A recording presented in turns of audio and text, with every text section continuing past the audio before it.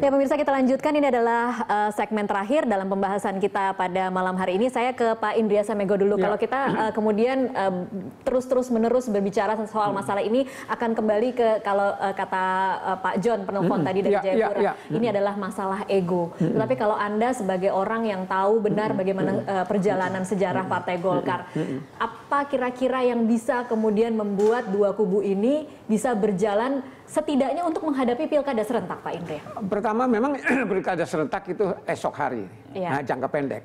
Jadi mau tidak mau, kalau mau partainya diakui sebagai pendukung ini, memang harus ada keputusan antar mereka sendiri. Untuk apa sih? Kalau masih misalnya, bisa optimistis tidak sih itu akan tercapai kalau kita melihat bicara kepentingan yang lebih luas, bukan kepentingan masing-masing. Artinya, kalau seandainya seperti tadi fatsun politik hukum, ya, bahwa hukum yang terakhir itulah yang berlaku sebelum ada hukum yang lain, kan itu. Jadi kenapa kalau itu saja dipakai, kemudian rembukan, oke, mulai dari Jawa Barat nih siapa saja calon Golkar, Jawa Tengah, disisir seluruh Indonesia, nanti bisa 50-50. Ini persoalan bagi-bagi memang dalam politik itu, siapa mendapat apa gitu kan. Jadi tapi transparan, deal antar yang bersengketa itu. Oke, pertanyaannya itu lebih aman. Pertanyaannya, masih bisa optimistiskah kita bahwa itu akan tercapai kalau kita melihat perkembangan dalam beberapa hari ini? Ada penyerangan, Pak, kemudian tiba-tiba hari ini Rapimnas Munas Riau, nanti malam mungkin mau membahas soal membatalkan islah, akhirnya kan keluar dari konteks, ya kan, termasuk persoalan yang disampaikan Pak Leo tadi, penyerangan. Menurut saya ini juga satu hal yang tidak boleh, tindakan kriminal, gitu kan, malam hari, gitu kan.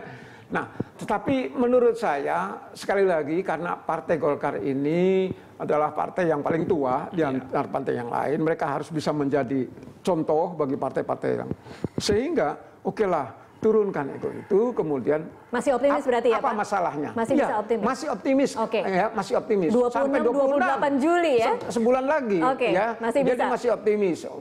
Ini hanya riak-riak kecil saja berarti. Second berjalan dengan detik. Gitu. Baik, saya akan sapa dulu penelpon yang juga sudah bergabung, Pak Rudi dari Klender, Jakarta Timur. Pak Rudi, silakan singkat dan cepat, Pak Rudi. Oke, selamat malam.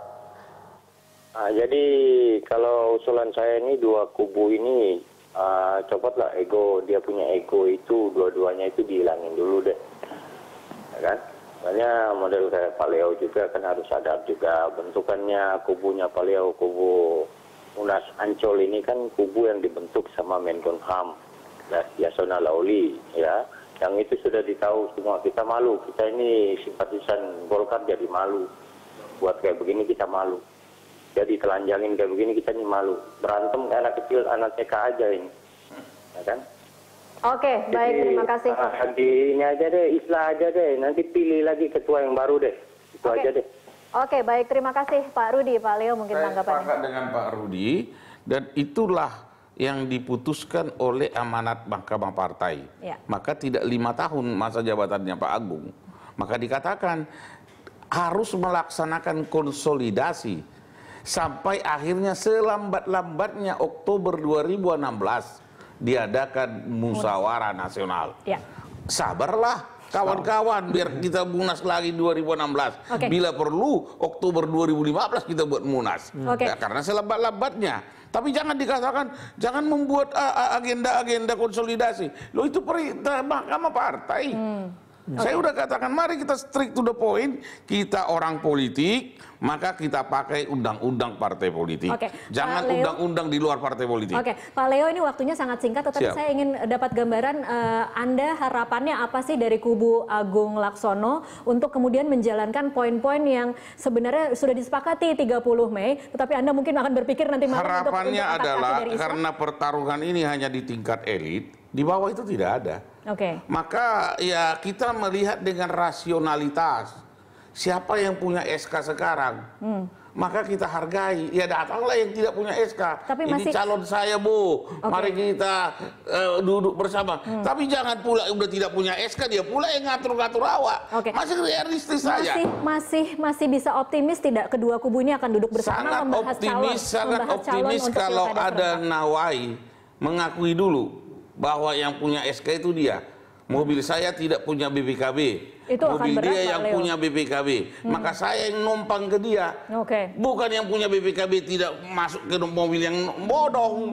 Kita realistis, itu aja. Yang saya ini kan adalah sebetulnya apa sih yang diperebutkan? Kalau seandainya mengalah untuk ini, tapi demi Golkar gitu. Itu persoalannya. Buat saya tadi Golkar adalah partai paling tua. Bisa tidak kita tahu itu, Pak Leo? Kami welcome, asalkan kita realistis. Yang punya tiket itu sekarang masuk ibarat nonton bola, Pak Agung Laksono. Mari kita ikuti pola permainan itu, selesai. Tapi jangan kita dibilang nggak ada SK-nya, kita mau ikut. Lo gimana? Rasio berpikirnya dong. Oke, baik. Pak Indria Semego dan Pak Leo Nababan, Terima kasih, sudah Nabila. bergabung bersama kami.